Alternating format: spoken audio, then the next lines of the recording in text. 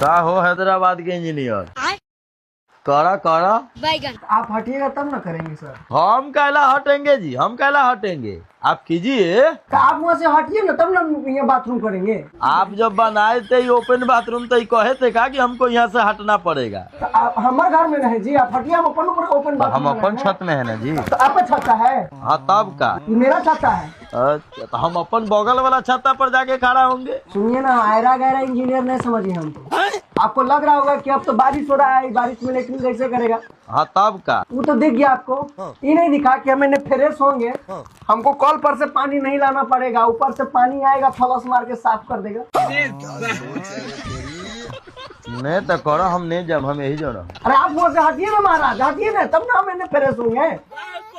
Listen, don't under estimate the power of Hyderabadi engineer. लापरवाही का नतीजा